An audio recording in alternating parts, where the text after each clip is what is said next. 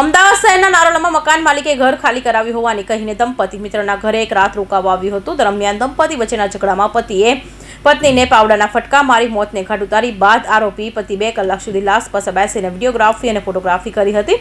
બાદમાં આરોપી પતિ કાલુપુરથી મુંબઈ નાસી ગયો હતો. ઘટનાની તપાસ કરાતા નારોલી પોલીસે આરોપીને મુંબઈથી ઝડપી પાડીને હત્યાનો ભેદ ઉકેલી લીધો છે. નારોલ વિસ્તારમાં દંપતી વચ્ચે થતા રહેતા વારંવાર ઝઘડાથી કંટાળીને પતિએ પત્નીને પાવડાના ફટકા માર્યા બાદ માં વોશ બેઝિનની દિવાલ સાથે માથું ફટકાવી ઘાતકી હત્યા કરી હોવાની ઘટના ગત તારીખ 20 મેના રોજ બનવા પામી હતી. આ મામલે તપાસ કરી રહેલી નારોલ પોલીસે સીસીટીવી ફૂટેજ અને બાતમીદારો મારફતે આરોપી અનિલ ઉર્ફે બોબીનની મુંબઈના ઘાટકોપરથી ધરપકડ કરી છે. તારીખ 20મી મેના રોજ હત્યાને અંજામ આપી ફરાર આરોપી અનિલને મુંબઈ ઘાટકોપરથી પકડી લેવાયો છે. જે 20 તારીખની રાત્રે જ આ કામના જે આરોપી છે તેઓના ઘરમાં જે પડેલ એક લાકડાના હાથાવાળા જે પાવડો હતો પ્રાથમિક દ્રષ્ટિએ તેઓના જે મરણ જનારના કપાળ ઉપર માર્યો હતો. ત્યારબાદ તેઓનું જે નીચે પડેલ હતા ત્યાં બાજુમાં એક વોશ બેઝિન હતી, જે વોશ એરિયા હતો તેની જે પાળી હતી તે પાળી ઉપર વારંવાર માથું તેઓનું કપાળ પછડાવીને તેઓની હત્યા કરવામાં આવી હતી.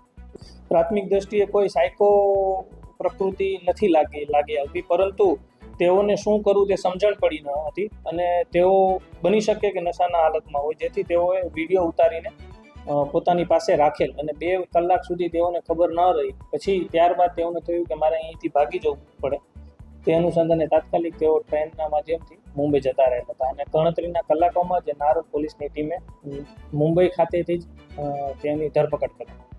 બનાવ અંગેની વિગત એ મુજબની છે કે ગત તારીખ 19મીના રાત્રે આરોપી અનિલ ઉર્ફે બોબી તેની 30 વર્ષીય પત્ની રીના પરમારને લઈને મિત્ર મુકેશભાઈના ઘરે આવ્યો અને એક રાત રોકાવાના માટે બહાનું આપ્યું છે. અમારા મકાન માલિક ઘરે ખાલી કરાવી દીધું છે, તેથી એક રાત અમારા ઘરે રોકાવા માટે દંપતીજીને જીજી કરી. મિત્ર અને તેની પત્ની પરિસ્થિતિ જોતા મુકેશભાઈએ બંનેને રોકવા માટે રૂમ આપી. બાદમાં મુકેશભાઈની નાઇટ શિફ્ટ નોકરી કરવા માટે નીકળી ગયા. સવારે ઘરે આવ્યા ત્યારે ઘરનો દરવાજો બહારથી બંધ હતો અને તાળું તથા ચાવી જમીન પર નીચે પડેલા હતા. મુકેશભાઈ કુતૂહલપૂર્વક રૂમમાં જઈ જોતા તેમનો મિત્ર અનિલ હાજર નહોતો અને તેની પત્ની રીનાની લાશ હતી. કૌશિક પટેલનો report, Hind TV news, Surat.